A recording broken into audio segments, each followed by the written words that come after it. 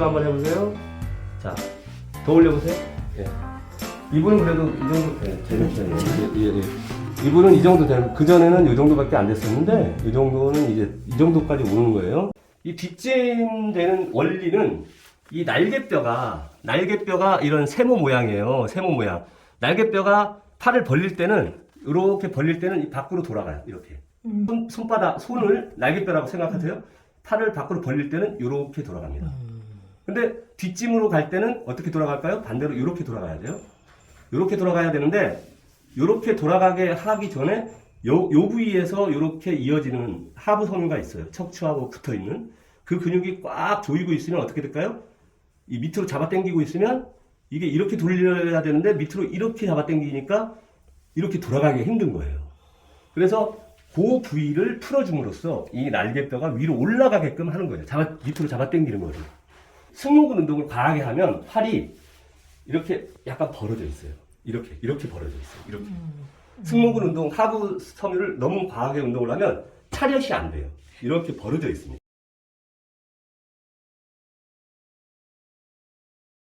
그거는 이제 이 웨이트를 전문적으로 가르쳐 주시는 그 트레이너하고 같이 운동을 안 했기 때문에 이런 상태가 되는 거예요. 전문가들하고 TP를 한다면 승모근을 키우되 이렇게 벌어지지는 않습니다. 특히 헬스는 근육을 오히려 망가뜨릴 수 있기 때문에 절대적으로 전문가한테 배우셔야 됩니다. 팔을 이렇게 들어 올리는 운동을 하더라도 만약에 왼쪽이 약하신 분들은 무게가 높아지잖아요. 트레이너 분들이 가르쳐 주면 억지로 시키지 않아요. 근데 혼자 하면 억지로 시키다 보면 오른손은 힘이 돼서 올라가는데 왼손이 안 올라가면 어떻게 되느냐? 내 몸을 비틀면서 올린단 말이에요.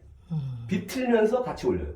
그러면은 오른쪽은 그냥 이 올리는 근육만 단련을 시키는데 왼쪽은 비트니까 이 다른 근육까지 같이 써버리잖아요. 그럼 몸이 나중에 운동하고 난 다음에 몸이 이렇게 틀어져 있어요. 근육 운동은 반드시 전문가하고 같이 해야 됩니다.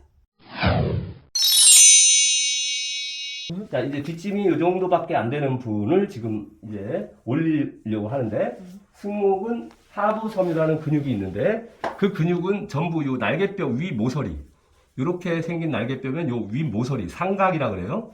요 위 모서리 요쯤에 가서 다 붙어요. 4번 흉추에서 올라와서 붙고, 5번에서도 붙고, 6번에서도 붙고, 12번에서도 붙어요. 마치 모양이 세모 모양으로 이렇게 붙습니다. 이분을 치료하는 방법은 이 뒤쪽에 있는 승모근 하부 섬유 이 정지 끝나는 지점을 이제 치료를 할 겁니다.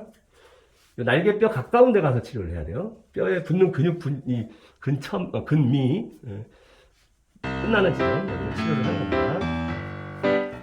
이걸 빠르게 밀고 있는데 이게 모서리잖아요. 상각이에요. 이쪽 위에 모서리 말고 이 중간 모서리 상각이라고 있어요. 요 모서리에 이 뼈 라인 요 주변 뼈를 살짝 긁듯이 이렇게 뼈가 붙는 부분을 이제 치료하는 거예요. 뼈를 직접 만지는 건 아니에요. 뼈를 살짝 긁듯이 뼈하고 이 근육 사이 뼈를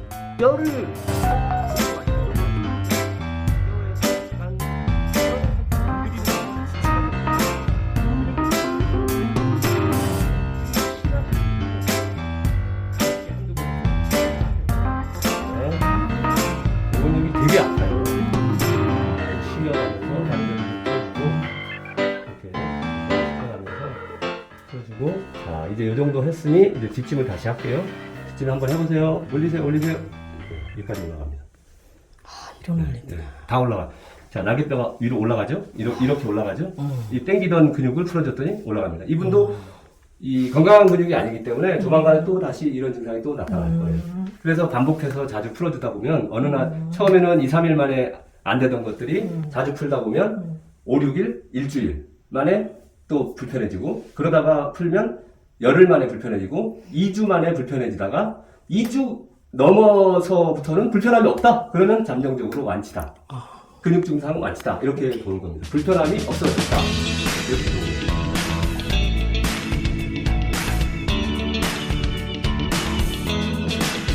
다시 말하지만 근육은 매일 뭉치고 매일 풀리는 겁니다.